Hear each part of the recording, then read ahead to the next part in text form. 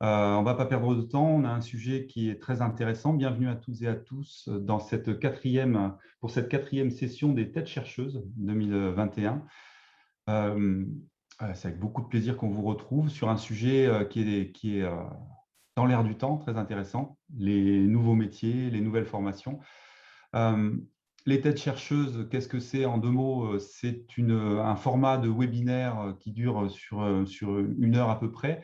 L'objectif, c'est de croiser le regard d'intervenants différents, des chercheurs, des universitaires qui vont nous donner un peu de hauteur et puis nous aider à appréhender des sujets d'actualité, des experts, des personnes qui sont en charge des sujets qu'on va aborder, notamment au Comité régional du tourisme et des loisirs.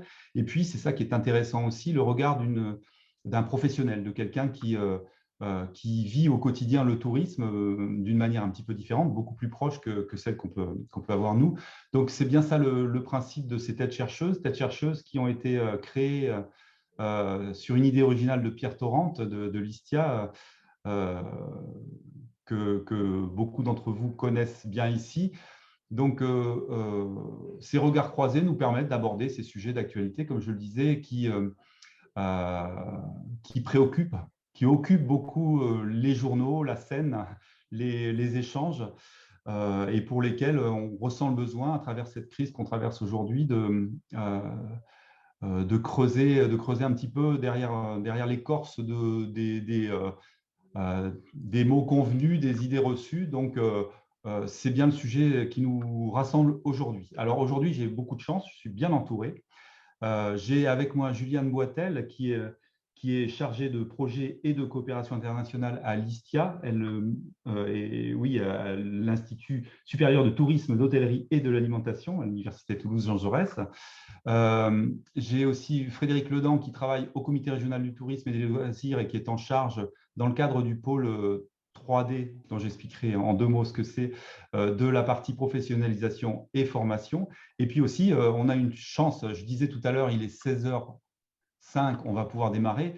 En fait, à Québec, il est 10h05 et depuis Québec, nous avons la chance d'avoir avec nous aujourd'hui Charles Mauny.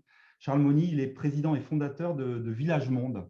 Et à ce titre-là, il est à l'origine de démarches comme Vaolo, il nous en parlera tout à l'heure. Une approche intéressante, nouvelle du tourisme, du voyage d'une manière générale. On en parlera, je pense, de manière beaucoup plus précise. Et ça va nous permettre aussi d'avoir un regard un peu nouveau sur ce que peut être le voyage de demain, les nouveaux métiers, les nouveaux besoins, comment on va pouvoir se positionner.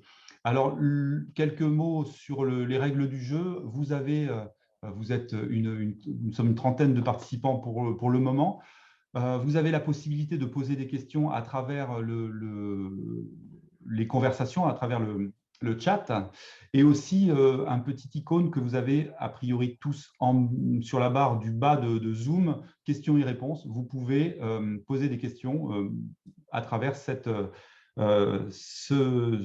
petit dispositif-là. Voilà, donc on s'efforcera d'y répondre au fur et à mesure des présentations, des interventions. L'idée, hein, c'est de ne pas être très, très formel. On va échanger. On va commencer par Juliane qui va nous faire prendre de la hauteur, hein, qui va nous permettre de réfléchir sur ce sujet-là, nouveaux métiers, nouvelles formations. Frédéric nous évoquera avec nous peut-être plus de manière concrète et terre à terre ce que fait le CRT, notamment de quelle manière on réfléchit à ces questions de nouveaux métiers, de nouvelles formations. Et puis avec Charles, on voyagera, on passera l'Atlantique et on voyagera vers des nouvelles approches du tourisme et donc de nouveaux métiers. Alors, je vais pas parler trop longtemps, mais j'aime bien parler, quand on parle des métiers du tourisme, me poser la question de qu'est-ce que c'est un métier du tourisme? Est-ce que c'est le métier de quelqu'un qui fait un métier d'accueil? Est-ce que c'est le métier de quelqu'un qui vit du tourisme, c'est-à-dire de la fréquentation touristique? Ben, on peut se poser ce type de questions. Je prends juste un exemple. Moi, dans le cadre du pôle 3D dont je m'occupe au CRT, le pôle 3D, hein, c'est le pôle qui s'occupe de la data 3D comme data, décision, destination, au sein duquel on va trouver l'observation. Donc, dans nos études d'observation, on s'aperçoit que régulièrement, quand on interroge les touristes sur la qualité, le ressenti d'un séjour touristique, on s'aperçoit que ce qui a fait le souvenir impérissable de ce séjour touristique, c'est souvent la rencontre avec les habitants. Pour autant, les habitants ne sont pas forcément considérés comme des professionnels du tourisme. Mais dans quelle mesure, finalement, les habitants n'endossent pas à un moment donné la, la veste d'un métier du tourisme. Donc, ça pose ces questions-là. On parle souvent des professionnels du tourisme. Qu'est-ce qu'on met derrière tous ces métiers-là? Et on s'interrogera forcément autour des nouveaux comportements, des nouveaux besoins. Qu'est-ce que ça change en termes d'approche touristique, de besoins aussi de métiers et de formation? On se posera des questions sur la polycompétence, sur les regroupements d'employeurs. Il y a beaucoup de questions autour de ces sujets-là qu'on essaiera d'aborder. Donc, dans un premier temps, on va se faire chacun chacun des intervenants va faire une petite présentation, une petite intervention d'une dizaine ou d'une douzaine de minutes. Et puis après, on lancera le débat. Donc, n'hésitez pas à poser des questions. On est là pour y répondre. Il est évident qu'on n'épuisera pas ce sujet-là, puisqu'il est très, très large et qu'on pourrait en parler pendant des heures et des heures. Mais on se donne pour ambition de l'aborder, de se poser pas mal de questions et puis peut-être de se donner des pistes de réflexion pour ce qui viendra après. Je ne sais pas si j'ai oublié quelque chose, Emmanuel. Ah si, cette session des thèses chercheuses, comme toutes les autres, est couverte par le magazine Voyageons autrement, dans lequel vous pourrez retrouver un article sur cette session particulièrement. Et la session est enregistrée, elle sera disponible en replay sur le site pro du CRT. Et je crois que là, j'aurais tout dit. Très, très prochainement, dans quelques jours. Donc, vous pourrez, pour ceux qui ont participé, revenir voir la session si vous n'avez pas tout bien compris ou la partager avec des personnes à qui vous jugeriez important de la partager. J'ai déjà… c'est un nouveau message. Est-ce que c'est parce qu'il faut que je dise quelque chose? Métier et compétences. Oui, voilà, on va parler… on fait référence à Emmanuel Monteau qui travaille au pôle 3D aussi beaucoup sur ces têtes chercheuses, nous rappeler une réflexion de Jean-Michel Blanc qui avait participé à la première session sur l'analyse économique. On parle de métier, mais on peut aussi parler de compétences. Les formations, les nouvelles formations, est-ce qu'elles vont nous enfermer dans des métiers? Quelle est cette notion de métier qu'on a interrogée tout à l'heure? On va se poser toutes ces questions-là. En tout cas, ça pose bien le débat. Et sans plus attendre, je vais donner la parole à Juliane qui va nous permettre de réfléchir avec beaucoup de hauteur. Les paysages qui sont derrière nous y incitent sur cette notion de nouveaux métiers, nouvelles formations. À toi, Juliane. Merci. Merci et merci de m'avoir conviée à ce moment. Alors, sur la proposition en fait, d'essayer de réfléchir à un contexte qui verrait naître le besoin de réfléchir autour de nouveaux métiers et de nouvelles compétences, c'est vrai qu'on a tous en tête l'idée aujourd'hui d'une crise sanitaire qui est toute récente, mais qui est dans les esprits de chacun, puisque au quotidien, elle nous impacte et elle nous pousse à réfléchir, à réinventer nos façons de vivre, de consommer et donc de travailler et donc d'avoir des loisirs. Et donc de se dire, tiens, comment on est professionnel du tourisme? Mais c'est vrai qu'à y réfléchir, cette crise sanitaire toute récente, elle est peut-être l'expression d'un contexte peut-être un petit peu plus antérieur et d'un contexte de crise multisectorielle et d'une transition qui a une histoire un petit peu plus longue. Alors, je vais essayer, sans vouloir être exhaustive, de raconter un peu la petite histoire puisque c'est celle du développement, en fait. Alors, l'idée du développement, très rapidement, on l'a tous en tête. Aujourd'hui, c'est vrai que c'est le leitmotiv du travail, de nos économies et de nos façons d'évoluer en général. On est encore dans ce qu'on appelle l'ère du développement et si on doit rapidement en trouver ses racines, on pensera rapidement à l'après-guerre. Et notamment au discours de Truman, en fait, qui a investi le concept du développement, qu'il a prôné comme un des outils majeurs de la prospérité de nos sociétés et d'une certaine réponse à un contexte, à un enjeu très, très fort et de prospérité et de fait. Donc, on a promulgué comme ça le concept de développement en disant la production, le progrès massif, ça sera du développement et ça sera ce développement qui permettra d'instaurer la prospérité dans nos sociétés et donc la paix, notamment entre les sociétés. Assez rapidement, autour de ce concept, on commence à se poser des questions et on peut citer notamment la création du Club de Rome, hein, qui est un groupe de penseurs internationaux qui ont commencé à se poser un peu la question de ce développement, de ce concept, à se dire c'est peut-être plus compliqué qu'il n'y paraît, et qui, du coup, en 1972, pose un premier rapport sur les limites de la croissance, the limit of growth. Il y a une certaine forme de remise en question du modèle de développement en admettant facilement que oui, il est vecteur de prospérité, et ça, il n'y a pas de difficulté là-dessus, mais qu'on est certainement sur un modèle non durable. Non durable dans le sens où il a une fin dans le temps, puisqu'il repose sur des ressources qui, à un moment donné, une fois finies d'être consommées, ne seront plus là pour assurer le modèle. En plus de ça, ce premier rapport, il commence à mettre en avant les grands écarts creusés entre pays développés et non développés, et donc remet un peu en question l'idée de la prospérité. Pour pouvoir développer certaines situations, c'est forcément au détriment d'autres. En fait, l'équilibre ne peut pas se trouver. Apparaît alors la notion, très progressivement, apparaît la notion d'éco-développement, qui visait à concevoir des stratégies qui permettaient d'insérer la protection de l'environnement et des ressources naturelles, toujours dans un mouvement qui combinait d'une part la réaffirmation de l'objectif de développement, on était toujours bien là sur un objectif majeur entendu, partagé par toutes les sociétés, mais qui viendrait introduire le fait que pour que ça marche, il y a en fait comment dire, il y a des prérequis à atteindre et il y a des conditions à réunir. Et la condition de la préservation des ressources et de la biodiversité, en fait, est un impératif. C'est grâce notamment à tout ce travail de réflexion, etc., qu'on lance et qu'est tenu le premier sommet de la Terre, qui est quand même, du coup, le moment où on va créer le programme mondial, le programme des Nations Unies pour l'environnement, qui est quand même la structure de référence qui va se saisir de la question et qui est en charge après d'injecter et de sensibiliser tous les États à ces questions fondamentales. Le travail se poursuit. On a un second sommet de la Terre, malheureusement, qu'on peut qualifier aujourd'hui d'échec puisqu'il ne met personne d'accord, mais le PNUE, le Programme des Nations Unies pour l'environnement, continue de travailler. Il se soucie toujours d'allier protection de l'environnement à un développement économique, et on voit alors apparaître aussi l'idée d'un développement social. Le développement économique devient au service d'un développement social. Et d'essayer d'inscrire tout ça dans des stratégies globales. On peut citer notamment la création de la Commission mondiale pour l'environnement et le développement. Donc, on commence à allier rapidement les deux concepts.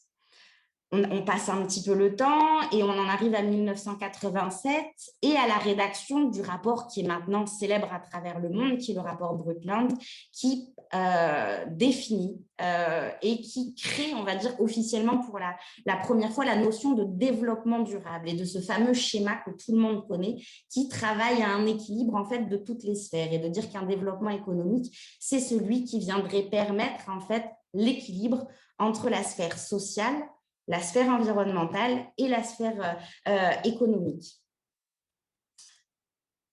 Le travail se poursuit, on assiste notamment du coup à la création d'outils, on va dire, de gestion des politiques publiques, de l'agenda 21 pour la planète, on en arrive à des agendas 21 pour l'Europe, pour les États, mais derrière pour les territoires. Encore aujourd'hui, on en a des très actifs, des agendas 21 sectoriels, etc., qui sont des outils pour essayer de piloter et de placer donc le développement, mais dans un souci de regard holistique ou d'analyse, on va dire, transversale de ce que peut être une situation donnée.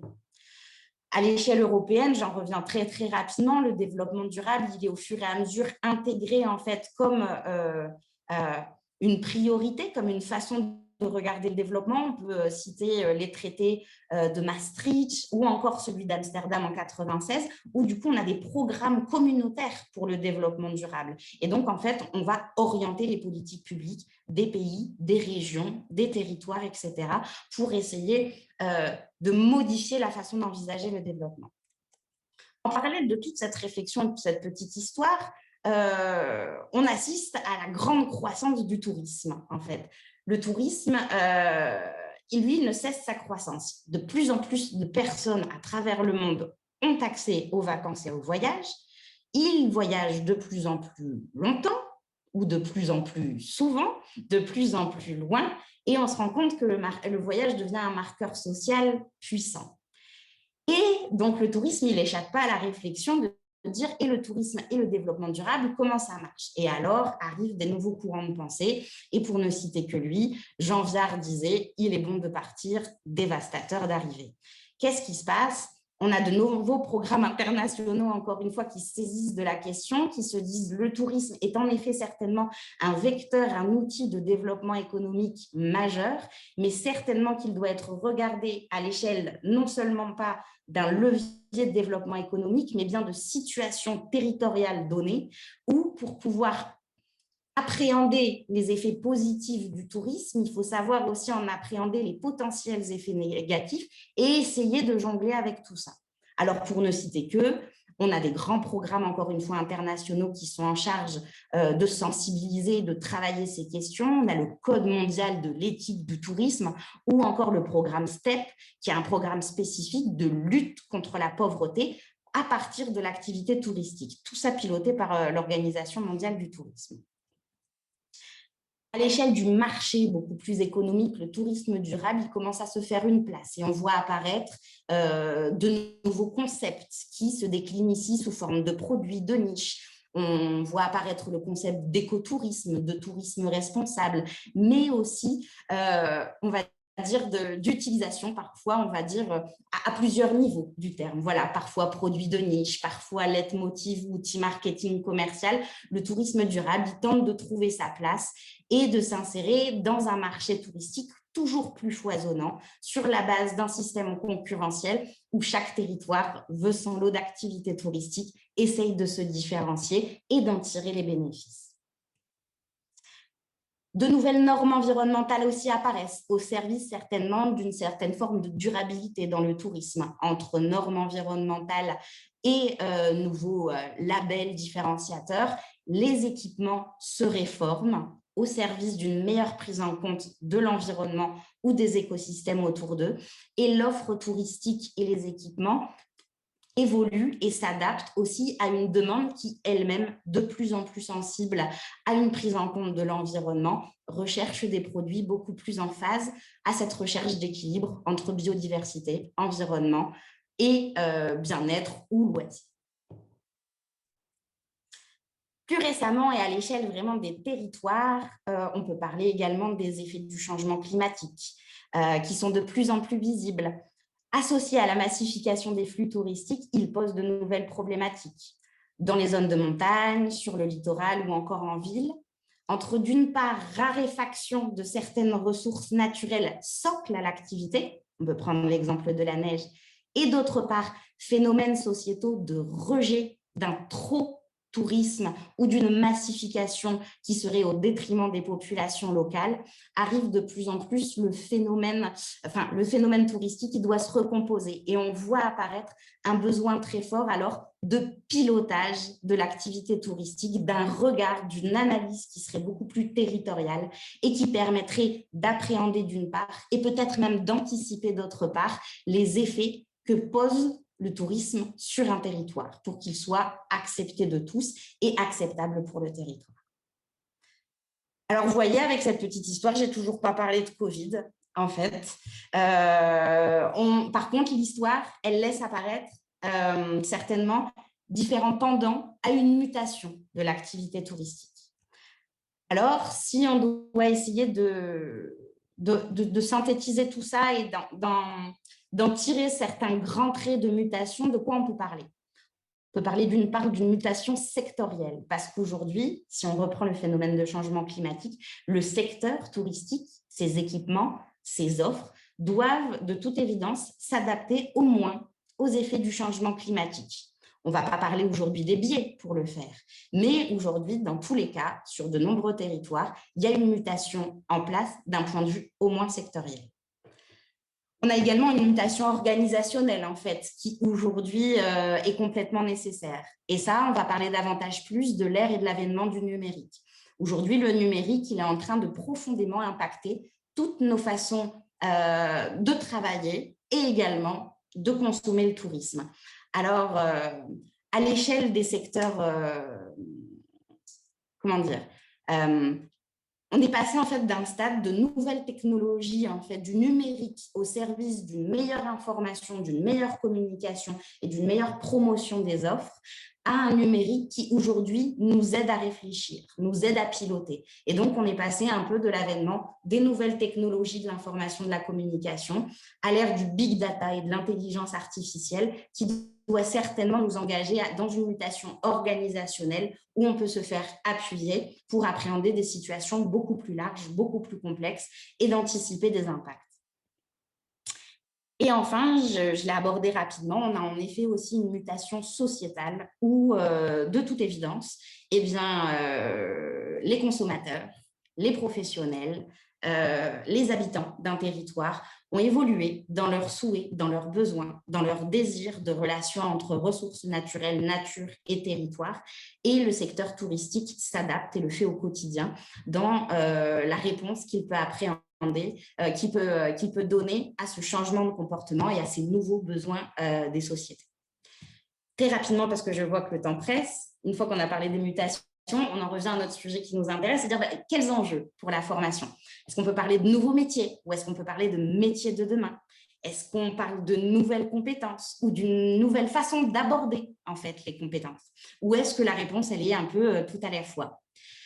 On peut chercher pour répondre à cette question qui est super complexe, et moi, je ne suis pas Madame Irma, je n'ai pas de boule de cristal, mais pour essayer, on va dire, de décortiquer toutes ces questions, on peut s'interroger sur les enjeux de la formation, en tout cas, qu'est-ce que doit prendre à bras-le-corps aujourd'hui la formation pour répondre aux besoins de demain.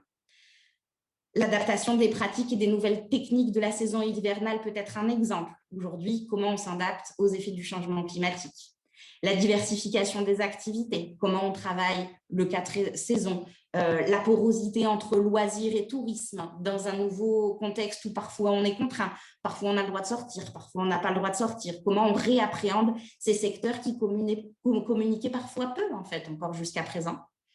Comment on structure des nouveaux services en réponse à des nouveaux besoins. Comment on travaille peut-être l'atomisation de l'activité touristique sur les territoires, partant du postulat que la massification est un problème. Comment on retravaille la régulation, la gestion des flux sur un territoire et comment on atomise le flux touristique sur un territoire. Ça, c'est une grande question que le monde de la formation doit travailler dans les métiers de demain.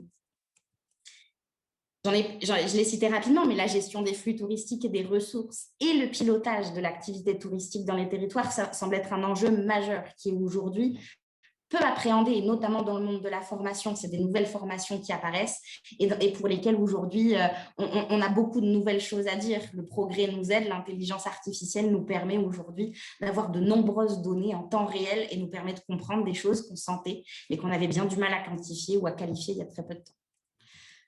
À l'échelle des entreprises, la révolution numérique, évidemment, elle nous pousse à révolutionner nos métiers, que ce soit de la logistique à la commercialisation en passant par la relation client, comment on se saisit du numérique au service de l'activité et des performances de l'entreprise.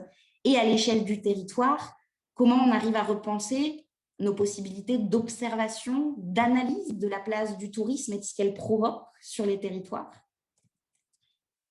Les gestes professionnels, comment ils s'adaptent à tout ce concept, la montée en compétence du secteur professionnel sur la connaissance de son milieu, comment aujourd'hui on aide les professionnels, les habitants à connaître leur territoire, à savoir appréhender le phénomène touristique, à savoir davantage parler de leurs ressources propres, et comment on peut, en formation tout au long de la vie, accompagner l'évolution des pratiques, des souhaits des professionnels et des carrières et des parcours.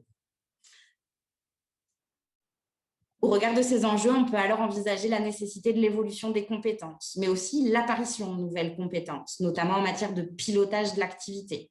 Il paraît judicieux de s'interroger sur la notion peut-être de pluriactivité et de son organisation.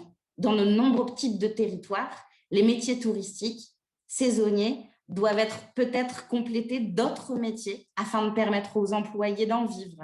Et comment on peut alors organiser un territoire de destination pour fixer sa population et lui permettre une qualité de vie et passer alors d'une saisonnalité qui serait synonyme de précarité à une précarité qui serait synonyme de qualité de vie, de progrès et d'innovation sociale et sociétale pour les gens. voilà pour ces quelques réflexions.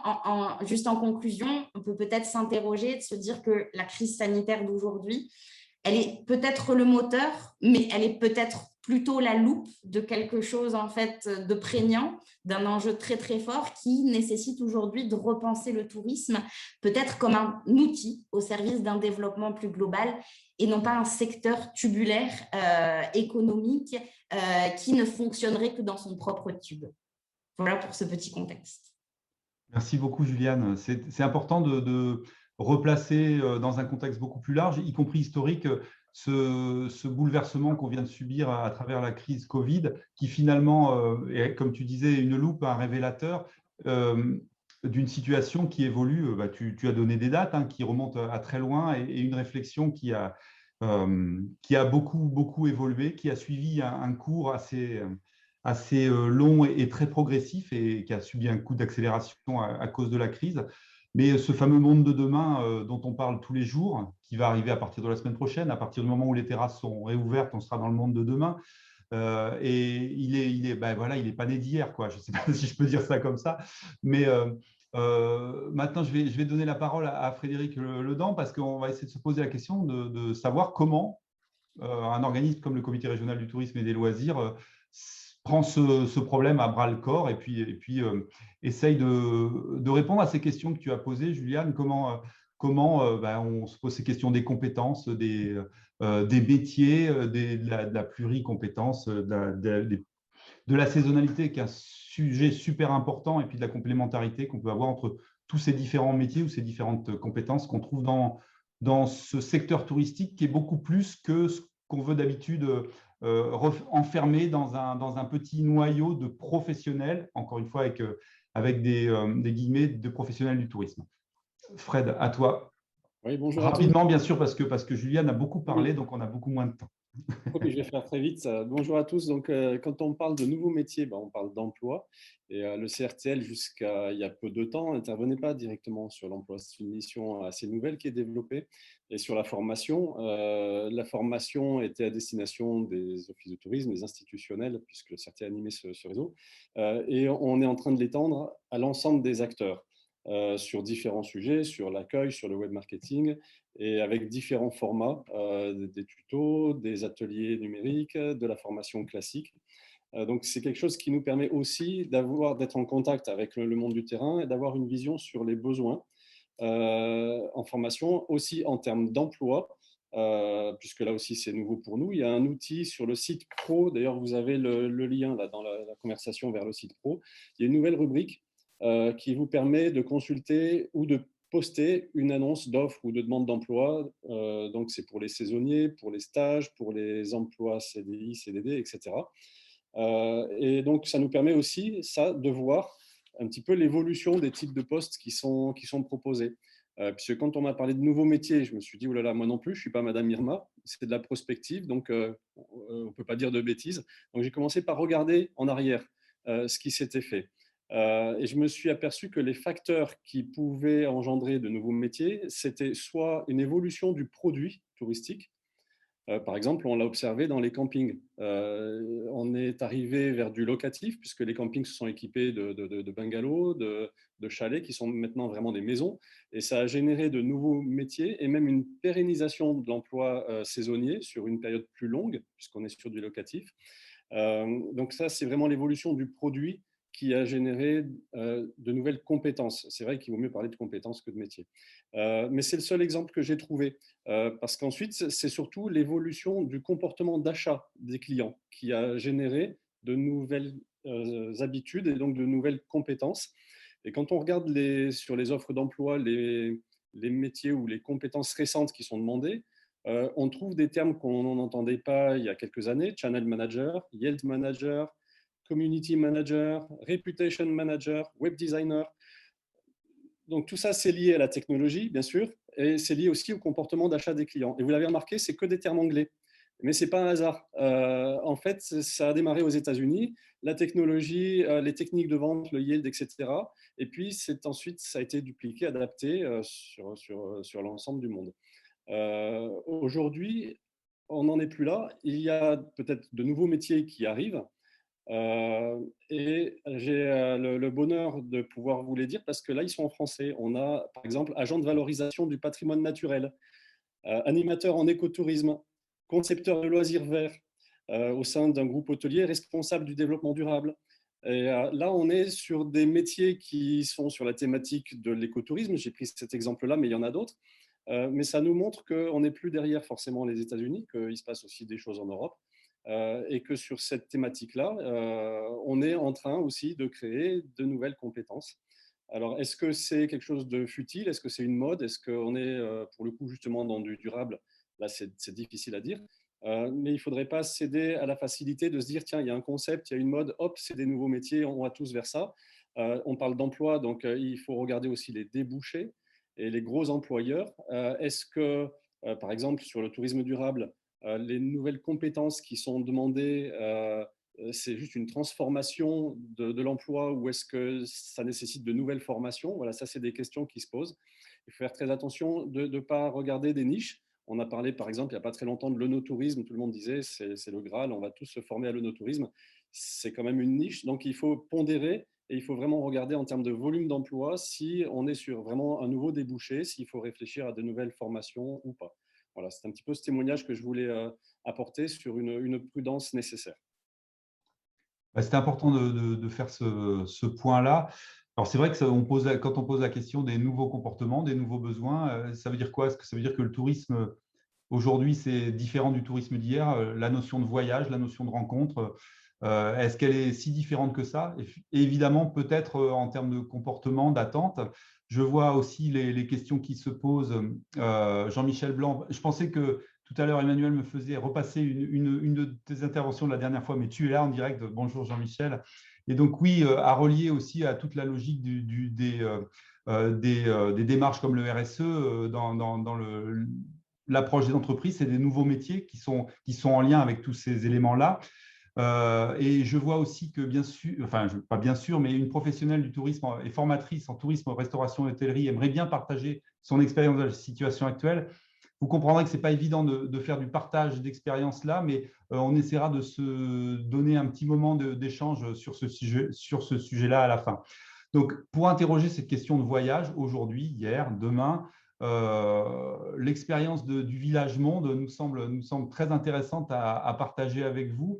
Et c'est pour ça qu'on a souhaité que Charles Mauny soit avec nous aujourd'hui. Il n'est pas très tôt, il est 10h35 à Québec. Donc, c'est le matin. Et pour nous, ça symbolise aussi ce besoin d'échange qu'on a à travers le monde. C'est vrai qu'il faut faire attention à notre empreinte écologique, au poids de nos voyages, mais qu'est-ce qui serait dommage de ne plus pouvoir rencontrer quelqu'un de l'autre bout du monde et plus dommage de ne pas pouvoir échanger avec des gens qui ont une culture un petit peu différente. Fred évoquait les métiers qui nous viennent des États-Unis. Bon, mais il y a plein de choses comme ça. Donc, Charles, si tu veux bien présenter ton expérience et la partager avec nous, je pense que ça fera du bien à tout le monde de se projeter dans des voyages et dans cette approche un peu nouvelle, oui, même complètement nouvelle que tu proposes à travers Vaolo et le Village Monde.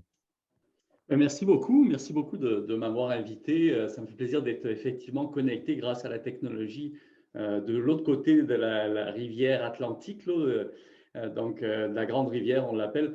J'aime me définir comme marin, explorateur et entrepreneur, puis marin parce que 4/5 de notre belle planète qu'on doit protéger, c'est des mers et des océans. Et donc, par contre, quand je vis sur Terre, parce que je reviens de temps en temps sur Terre, j'ai traversé 5 fois l'Atlantique dans les deux sens. Je suis effectivement président et fondateur de Village Monde et on essaie d'apporter notre maigre contribution, un peu notre part du colibri, comme vous l'appelez de votre côté de la Grande Rivière, pour construire un tourisme plus conscient, durable, local, responsable. Le voyage, il démarre dans notre cour arrière. Le voyage, c'est pas tout simplement partir à l'autre bout du monde. Et on est très conscient chez Village Monde qu'en tant que voyageur, on fait aussi partie du problème. En particulier, on reconnaît tous les aspects de changement climatique, mais le voyage est aussi un outil fantastique de changement, de prise de conscience. On a l'habitude de dire que pour protéger, il faut aimer, mais pour aimer, il faut connaître.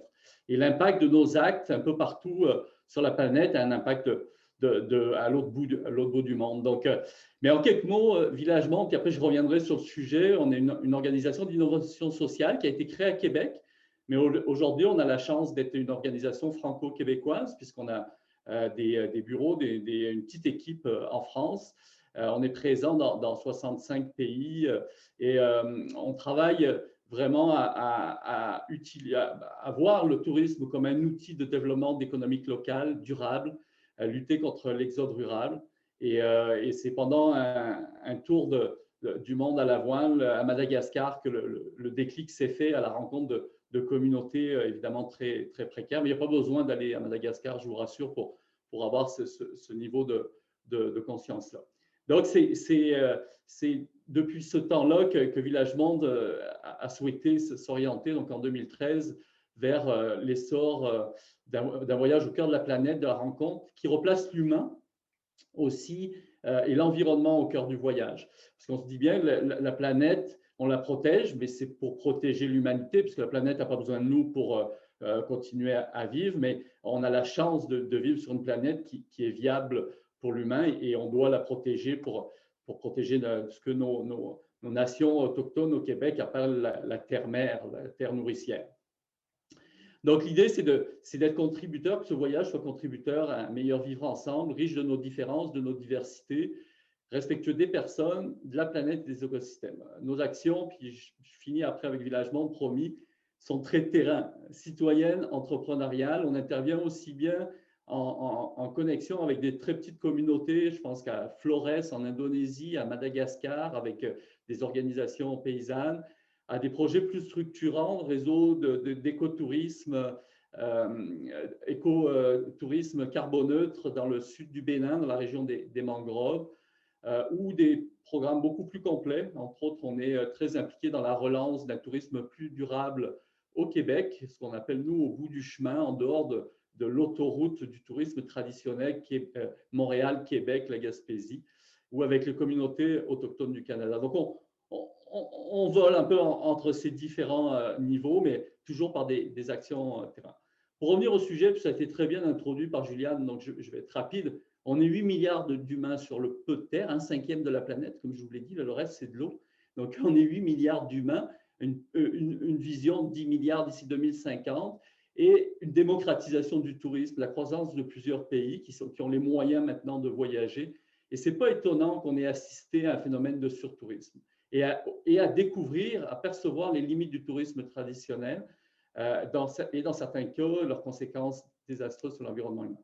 Puis d'un coup, je n'en parlerai pas plus que ça, mais tout s'est arrêté. Une pandémie mondiale, les chutes de 80% des revenus générés et de l'économie générée par le tourisme. Et ça, moi je suis marin, comme je vous l'ai dit au départ, à marée basse, c'est là où on voit les rochers. Quand on navigue, les rochers, on ne les voit pas parce qu'il y a beaucoup d'eau au-dessus, mais à marée basse, on les voit. Puis moi, j'ai eu la chance d'aller il y a quelques années à Djerba, en Tunisie, pour un congrès organisé par la francophonie. Puis Djerba, après les attentats en Tunisie, le tourisme a déserté et il ne restait plus que les rochers parce qu'il n'y avait plus d'emploi, il n'y avait plus de réactivité. Tout avait été tellement mis dans ce tourisme de masse. Puis Djerba, c'est un endroit extraordinaire. Donc là, on voyait avant que ça arrive les ruines du tourisme de masse, précurseurs finalement sans compter, donc là on parle de concentration en termes de territoire, mais sans compter la concentration par saison. Et là, je vais vous donner un exemple plus près de chez nous, au Québec. Vous savez, avec les vagues, puis on enferme tout le monde. On a été enfermés, nous, de notre côté, du mois de mars jusqu'au mois de juin. Mais quand le confinement s'est ouvert, tout le monde s'est précipité. Précipité où? En Gaspésie. Tout le monde en Gaspésie. Mais ça a été l'enfer en termes de gestion des flux touristiques pour 1 mois et demi d'été, qui ont fait des dégâts fantastiques, mais qui en même temps sont des révélateurs. Donc des révélateurs de ces rochers. Et au moment de la relance, on a la question à se poser. La nécessité d'un tourisme ou d'une offre complémentaire ou différente devient une évidence. c'est une obligation qu'on doit se donner. Et je vous rassure, on a vécu le même… Moi, je travaillais dans un pôle 3D, mais différent, c'est en 3 dimensions. Pendant des années, j'étais entrepreneur en 3D. Je suis venu souvent dans votre belle région, mais à Toulouse, pour voir un de mes gros clients, c'était Airbus. Donc, j'étais dans le 3D aussi, mais les clusters économiques, c'est la même chose. À partir du moment où un secteur économique tombe, on trouve des régions qui sont complètement… Donc, on connaît ces… Mais en même temps, avec ce qui nous arrive, puis dans une grande résilience, des choses qu'on pensait impossibles deviennent possibles. Le télétravail, le phénomène de la rurbanisation, extraordinaire. Nous, les jeunes, aujourd'hui, se réinstallent dans les régions, dans les villages, travaillent à partir d'un ordinateur connecté. On parle des inconvénients de la technologie, mais il y en a aussi. Alors, de notre côté, l'idée, ce n'est pas de remplacer le tourisme traditionnel, qui représente, au niveau international, qui représentait avant la pandémie 10% du PIB mondial, 30% en tourisme à domicile, non, 20% en domicile, donc le double en tourisme local. Donc, le tourisme traditionnel doit faire ses devoirs, s'améliorer, corriger ce travail de futurs emplois et formations. On avait une belle présentation de Frédéric là-dessus, là, les postes qui sont affichés dans le secteur du tourisme traditionnel évoluent. Nous, l'idée, c'est d'avoir une approche innovante pour apporter d'autres propositions. Des propositions pour mieux répartir les voyageurs, les emplois, la génération de revenus, parce que la notion d'emploi aussi évolue.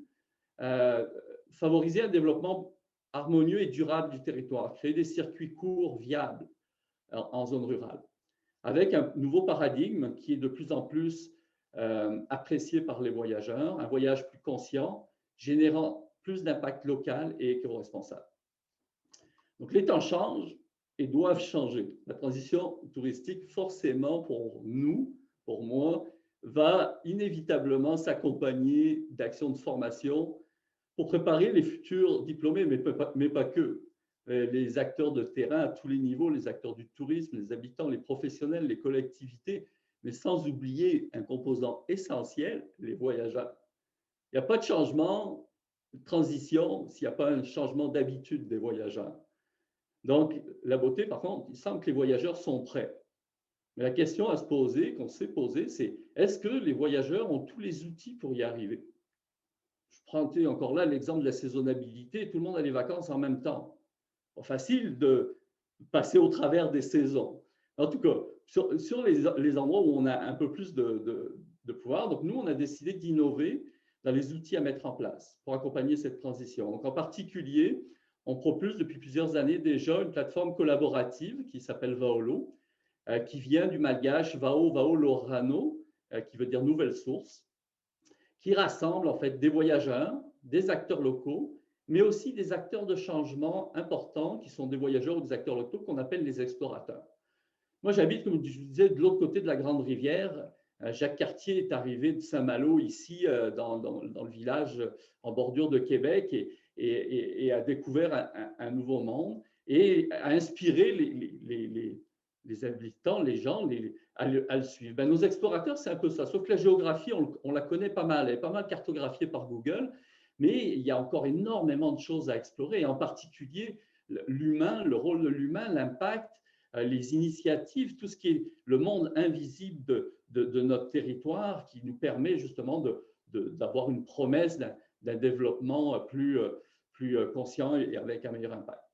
Aujourd'hui, ben, la plateforme, on a à peu près 5000 expériences dans 65 pays qui ont été développées et découvertes et rencontrées et racontées par nos explorateurs. Et en parallèle, ben, on a mis en place, parce qu'on s'est aperçu que ce n'était pas un explorateur, un voyageur, ben, il fallait le former. Et donc, on a mis en place des académies. Actuellement, ben, on a formé plusieurs générations d'explorateurs depuis 2017 et ce phénomène, ben, on essaie de lui donner un ampleur. Alors, l'académie, c'est un point de rencontre entre, en ce moment, cette semaine, on est dans le sommet, puis je vous reviendrai un petit peu sur le programme qu'on a mis en place, mais entre des voyageurs, des acteurs locaux, des citoyens engagés qui souhaitent transformer, faciliter cette transition vers un tourisme plus conscient, durable et local. Donc, c'est des formations, des programmes de formation très transversale, inspirante, qui s'adresse à des jeunes, mais comme j'ai l'habitude de le dire, il n'y a pas d'âge pour être jeune. C'est juste une ouverture d'esprit. Donc, même si on dit souvent qu'on s'intéresse beaucoup à la jeunesse, tout le monde peut être jeune. Mais sur le savoir-faire, le savoir-être, par exemple, cette semaine, dans le sommet, on a plus de 600 inscrits. D'ailleurs, plusieurs jeunes, nombreux jeunes et d'esprit et réels de votre belle région sont inscrits grâce à l'appui de l'ISTIA, du campus des métiers, de plusieurs universités qui ont embarqué un peu dans ce jeu avec nous. Et les formations qu'on donne cette semaine, ça a été une première journée sur le tourisme de demain et son impact, avec des échanges, la psychologie de l'aventure et de la découverte, je reviendrai pourquoi c'est important, l'art de recevoir et de créer des expériences authentiques, l'art de rencontrer et de raconter, le voyage conscient et la mesure de son propre impact et de son empreinte.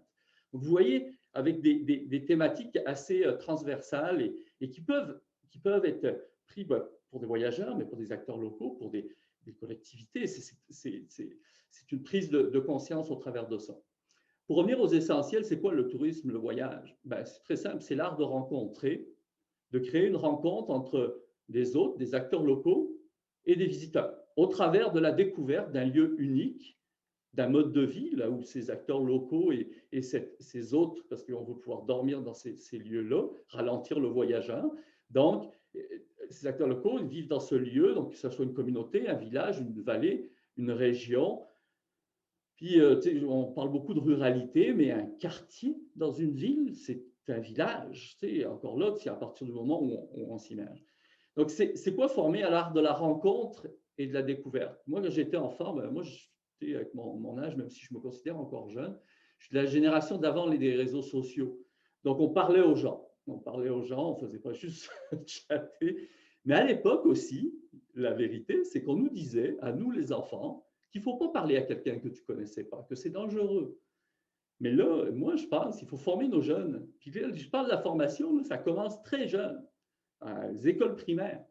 Et très tôt, à l'art de la rencontre, du goût de découvrir, de l'émerveillement.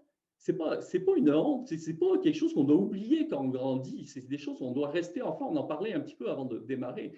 Plus tard, il faut former nos jeunes à garder ce regard, leur ouverture sur le monde, leur émerveillement, qui peut être appliqué pour un voyage très lointain, mais qui peut aussi être appliqué pour redécouvrir son propre territoire. Avec une petite dose de naïveté, d'ouverture, évidemment avec une bonne couche d'apprentissage dans la gestion de l'imprévu, de l'inconnu et du risque, ce qu'on appelle, nous, la psychologie de l'aventure. On va dire c'est dangereux de parler à quelqu'un qu'on ne connaît pas, mais dire que, évidemment, il faut sortir un petit peu de sa zone de confort, puis il faut être ouvert pour ça. Puis j'ai une anecdote là-dessus que je trouve bonne, parce que la redécouverte de son propre territoire par les jeunes. Nous, les jeunes, on les formait pour découvrir le monde, puis dans un grand élan de solidarité, de planète. Mais là, la pandémie, on doit l'avouer, nous a un peu aidés. On s'est aperçu que nos jeunes, en fait, ne connaissaient même pas leurs voisins, leur cour arrière. Donc là, on s'est dit, on est en train de former des citoyens du monde avant même qu'ils connaissent leur territoire. Et là, il y a un grand effort à faire au niveau de la formation. Avec beaucoup de résilience, parce que c'était quand même pas évident, on leur avait promis qu'ils iraient visiter, donc des gens du Québec, des jeunes de l'Occitanie, qu'ils allaient visiter le Pérou. Puis on leur disait, non, finalement, tu vas déjà commencer à visiter ta cour arrière, puis de là un peu plus dans ta région. Mais en même temps, avec beaucoup de résilience, on a commencé à les inspirer, puis waouh, quelle belle découverte! Ils se sont découverts eux-mêmes qu'ils existaient à 1 heure de chez eux, même 30 minutes, des petits lieux inconnus, des voisins, des hôtes, des acteurs locaux qui développaient une offre touristique unique. Donc, d'ailleurs, on est en train de préparer une série web qui va s'appeler Empreinte parce que j'en ai encore des frissons, l'émotion que ça a créé chez nous de s'apercevoir ça, puis de voir cette ouverture. Donc, la question des nouveaux métiers, pour revenir rapidement sur la formation, j'aime beaucoup mieux nouvelles compétences, mais bon, j'ai parlé du secteur traditionnel qui doit continuer à avancer. Mais un autre exemple qui me vient toujours en tête quand on parle de nouveaux métiers, l'agrotourisme, l'agriculteur qui accueille. Est-ce que c'est un agriculteur qu'on forme au tourisme ou c'est un professionnel du tourisme conforme à l'agriculture? Rien que de poser la question, je pense que la réponse est assez facile. donc, c'est toute cette dynamique-là. Comment combiner authenticité, là c'est plus des formations qui doivent évoluer, authenticité et professionnalisation, uniformisation, normalisation. Le voyageur veut de l'authenticité. Mais c'est quoi l'authenticité? À partir du moment où il y a une rencontre, on change le lien, mais on doit être vrai. Le rôle du numérique, ça a été abordé par les deux présidents, Frédéric et Emmanuel, juste avant que moi, mais les plateformes, les réseaux sociaux, les médias virtuels, plutôt que de les subir, apprenons à les maîtriser et à en faire un atout. On parle de pluriactivité, de lieux dans les bouts des vallées. Comment connecter ces bouts de vallée à ce vaste marché de voyageurs et de citoyens qui veulent les découvrir? Au lieu d'essayer, nous on s'est dit, au lieu d'essayer de combattre les GAFA de ce monde, en particulier dans le domaine du tourisme, on parle beaucoup d'Expedia, Booking, Airbnb qui font pas que des bonnes choses. Et on s'est dit, on va développer notre propre plateforme d'achat local, de contenu local, de financement participatif local. Je suis au conseil d'administration de La Ruche, là, qui est une initiative au Québec, de valorisation et de réservation d'initiatives et d'expériences locales. Puis en replaçant au cœur du numérique l'humain. Il ne faut pas oublier, là on a le plaisir de se voir, mais l'humain, c'est pour ça qu'on est sur la planète, sinon. Donc tout ça, c'est des nouvelles opportunités d'emploi et de formation et de revenus. Donc en fait, dans notre approche, on offre, je ne peux pas finir ma présentation sans reparler des explorateurs, mais de nouveaux horizons pour nos jeunes, nos nomades, voyageurs qui veulent voir au-delà de l'horizon. L'humain est devenu bipède parce qu'il a toujours voulu découvrir ce qui se passait un peu plus loin, puis il est devenu une espèce dominante dans la nature par le fait de pouvoir voir et mieux se déplacer. Ben, ils sont toujours en quête de nouveaux horizons et plein d'élan vers la construction d'un modèle, d'un monde meilleur. Donc, on leur propose de devenir explorateurs, découvrir, rencontrer, raconter, découvrir ces petits lieux invisibles, et que ce soit à côté de chez eux ou à l'autre bout du monde. Et on vient de recruter 600 nouveaux jeunes qui participent actuellement cette semaine au sommet, toute la semaine, de midi à 2h chez nous, de 18h à 20h de votre côté de la Grande Rivière. Vous pouvez vous inscrire encore. Ça vous permet d'accéder au replay, mon petit coup de publicité. Puis l'idée, c'est que ces gens-là, ces jeunes, qui sont jeunes de cœur de toute façon, c'est qu'ils puissent partir en micro-exploration autour de chez eux. Avant de partir à côté, faire découvrir dans un rayon de 50 km qu'est-ce qui existe, de le découvrir. Puis après, ben, il y aura un camp en présentiel. On travaille avec des organisations d'Occitanie pour que de votre côté de l'Atlantique, ça soit dans la région occitane, puis de notre côté, ça sera sûrement à Québec ou dans les Maritimes. C'est une académie cette année qu'on veut très francophonie. Donc, où on a joint aussi le pourtour méditerranéen autour de ça. Donc, je vous remercie beaucoup. J'ai été sûrement un peu plus long que prévu, mais je me suis emballé, je suis passionné. Bah, écoute, ça valait la peine parce que je rejoins les remarques qui sont faites sur les questions-réponses. C'est un super témoignage parce que là, on a rassemblé tous les thèmes qu'on a abordés juste avant autour d'une expérience de vie. L'art de recevoir, et ben oui, la formation au tourisme, ça commence par là, l'art de rencontrer, l'art de recevoir, donc c'est super intéressant. Et c'est vrai que ça pose la question des nouveaux métiers. Remarque aussi que je me fais, jusqu'à présent, toutes les têtes chercheuses qu'on a eues, en fait, sont sur des sujets qui sont totalement interconnectés. On parle de la même chose d'une session à l'autre, on aborde les mêmes sujets, le durable, le questionnement sur le tourisme de demain. Et tous ces témoignages vont venir alimenter cette réflexion qui ne fait que commencer. Je vois qu'il y avait une remarque de Christophe Bougmary aussi qui parle des offices de tourisme. Et c'est vrai que les offices de tourisme qui maillent notre territoire sont aussi des lieux dans lesquels il peut se passer des choses hyper importantes. Pour nous, c'est un réseau sur lequel on peut s'appuyer. 64% des offices de tourisme pensent qu'à l'avenir, ils seront demain des agences d'attractivité ou des pôles d'animation territoriaux. C'est clair. Et là-dedans, dans ces pôles d'animation territoriales, il n'y a pas que de la logique touristique. Il y a des compétences touristiques, des compétences très, très locales par rapport à des services à destination de la population locale. Donc, il y a tous ces éléments-là qu'on va pouvoir refaire vivre dans ce secteur-là. Donc, on a été très long, mais je pense que ça valait la peine. C'est un peu frustrant parce qu'on aimerait bien en parler des heures. C'est vrai qu'il y a une personne qui voulait faire un petit partage d'expérience. Je pense qu'on va essayer de trouver, on va garder contact avec vous, Florence, pour qu'on puisse éventuellement trouver un autre moment pour partager votre expérience, parce que je pense que vous n'êtes pas la seule à avoir ce besoin de partage. Le sujet, il est très, très vaste. Donc, je ne sais pas si vous voulez d'un mot, puisqu'il est déjà 16h58, chacun faire une petite conclusion.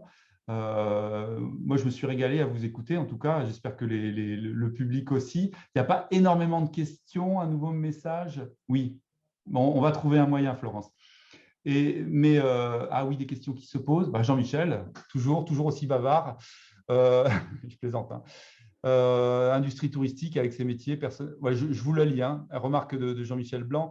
On parle d'industrie touristique avec ses métiers. Personnellement, je défends l'idée que dans une majorité de destinations, rurales en particulier, mais pas seulement, on rencontre des artisans du tourisme. Autre image, les acteurs du tourisme sont bien des chefs d'entreprise ou des salariés, mais le tourisme vit aussi d'une multiplicité de figurants dans ce grand film du tourisme.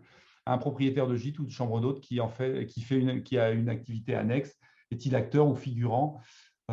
Oui, les hôtels sont aussi des régulateurs de flux. Il y a toutes ces questions-là qu'on n'a pas totalement abordées, mais qui sont présentes dans le sujet. Fred, tu voulais dire quelque chose? Avec le micro, s'il te plaît.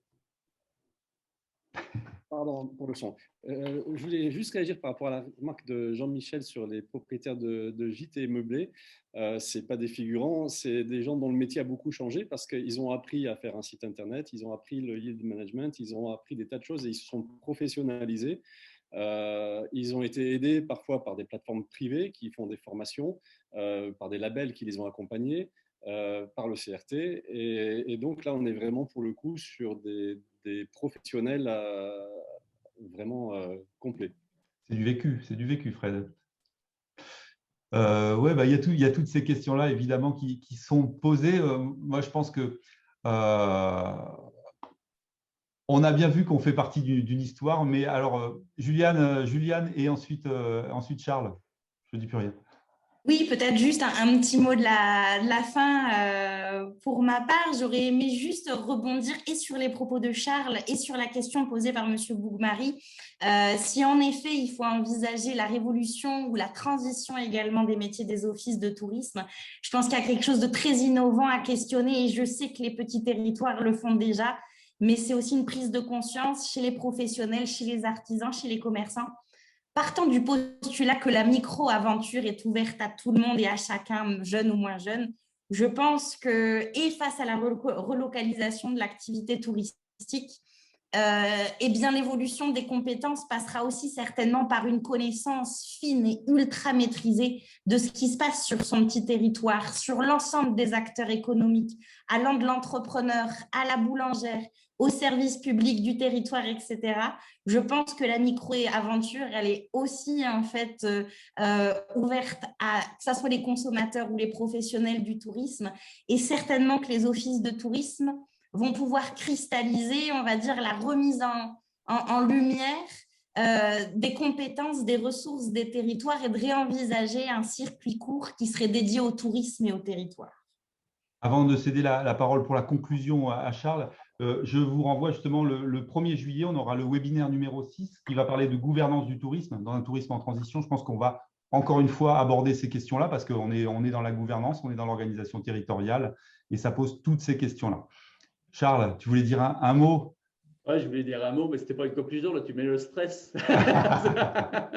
Mais en gros, non, c'était pour rebondir sur ce que disait Christophe. Bonjour Christophe, c'est une des premières personnes que j'ai pu rencontrer avec plaisir là, du CRT d'Occitanie. Puis je pense que vous avez une réelle avance dans la vision en termes de lien entre le tourisme et l'attractivité du territoire. Puis j'avais eu des échanges avec Christophe là-dessus. Puis je prends toujours l'exemple ici, là, nous on travaille beaucoup avec les communautés autochtones et ils nous ont dit plusieurs fois, mais vous savez, les premiers touristes qu'on a vus débarquer au Québec, ils sont restés. Ils sont installés, c'est ce qui fait le Québec d'aujourd'hui.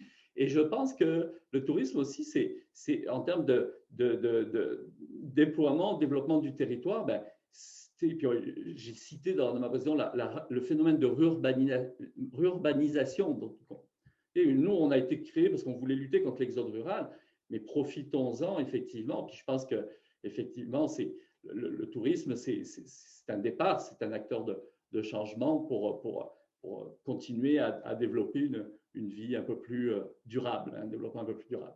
Ce n'était pas vraiment une conclusion, mais c'était pour construire sur la pensée de Christophe. Ah bah, si, c'est toujours une bonne conclusion de construire sur la pensée de Christophe. Mais effectivement, non, mais il y a beaucoup de sujets qui ont été abordés. Encore une fois, je me répète, c'est un peu frustrant de ne pas pouvoir aller plus loin, de ne pas pouvoir creuser, de ne pas pouvoir donner la parole aux personnes qui sont venues vous écouter. Mais en tout cas, moi, je pense que c'est très rafraîchissant d'avoir abordé la question sous cet angle-là, de l'avoir bien replacée dans son contexte, d'avoir pu faire vivre des expériences partagées, vécues, parce que c'est un sujet difficile. Hein. On parle effectivement de compétences, de métiers, donc de vie de personnes qui vont vivre du tourisme ou pas. Donc, ça vaut le coup qu'on se pose ces questions-là maintenant, à la lumière de ce qui vient de se passer, mais aussi de tout ce qui s'est passé avant et de tout ce qui va arriver après. On est moi, j'aime bien l'idée de ce fil conducteur, de l'histoire que nous a rappelé Juliane, et c'était important de le faire. Donc, plein de questions. À chaque fois, je fais la même conclusion. Il va falloir qu'on tire quelques petits fils de tous ces échanges qu'on a eus, et puis proposer peut-être des approfondissements dans les prochaines sessions, dans les prochaines séances. Plein de sujets.